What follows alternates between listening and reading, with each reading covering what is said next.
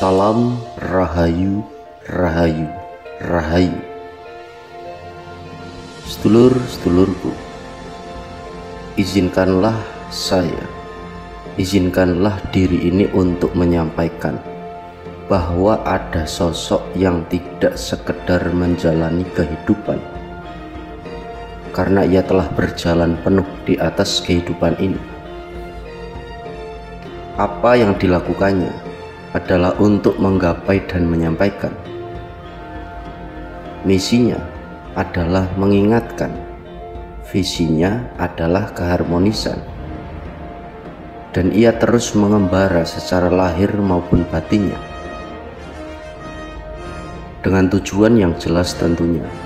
Maka ia tidak akan peduli terhadap anggapan orang lain kepadanya, bahkan tentang tuduhan dan hinaan mereka.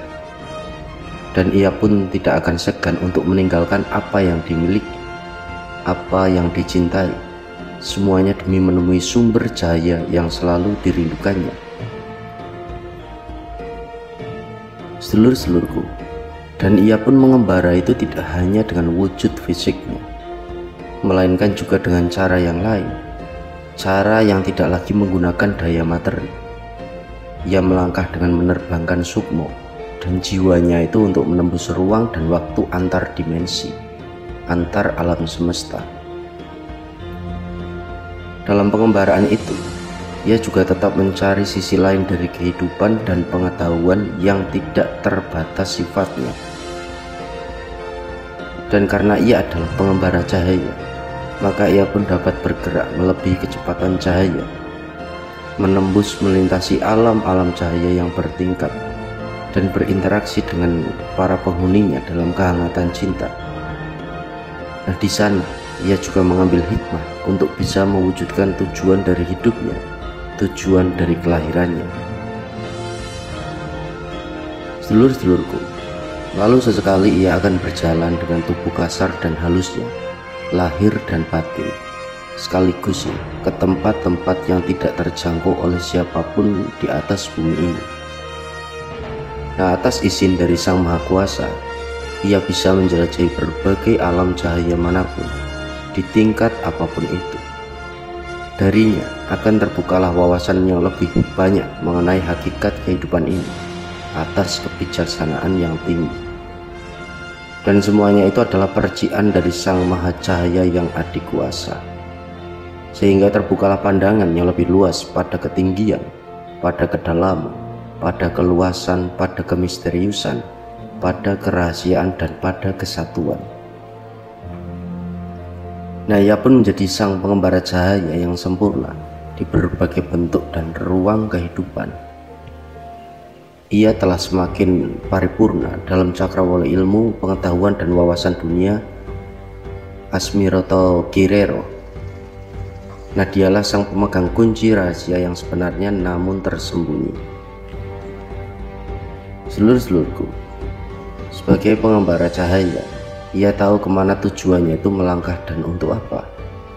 Ia telah menerima titah dari Sang Maha Kuasa untuk menjalankan tugas, dan ia pun tidak lagi mengikuti hasrat keinginannya sendiri, melainkan hanya berdasarkan petunjuknya saja. Dan sebagai sosok yang bergerak di atas lajur cahaya murni, maka tak akan sulit baginya itu untuk bisa menjadi pengingat dan penyampai pesan ilahiyah. Baginya itu adalah kesejatian lain dari dirinya yang harus dilaksanakan dengan tekun, sehingga ia pun selalu mendapatkan petunjuk demi petunjuk, pengetahuan demi pengetahuan dari Sang Maha Mengetahui. Dan karena ia telah menerima, maka ia pun harus membagikannya. Tidak perlu untuk semua, karena hanya untuk yang bersedia saja. Tidak usah pula semuanya, namun yang sesuai dengan waktunya saja. Nah, sedulur-sedulurku, diri sang pengembara cahaya itu adalah diri yang terus mencari, diri yang telah menggapai, dan diri yang sering menyampaikan. Nah, apapun yang ia bagikan adalah percikan dari Sang Maha Cahaya untuk kebaikan dan kemuliaan para makhluk, khususnya di bumi. Melalui jalan kesempurnaan, ia akan mengajak siapapun untuk ikut melebur menjadi fana dan kemudian menjadi sirna tanpa keakuan diri. Darinya akan terbukalah jalan agar dapat menyatu dengan Sang Keheningan, yang dengannya pula akan bisa menyatu dengan Dia yang Maha Hidup, Sang Hyang Aruta, Tuhan yang Maha Esa dalam batasan tertentu. Nah sungguh, sedulur-sedulurku, meskipun ia berasal dari bumi, Sang Pengembara Cahaya itu adalah pemimpin yang tertinggi dan penuh karisma. Nah, dalam kebijaksanaannya, ia pun sangat bersahaja dan murah tersenyum.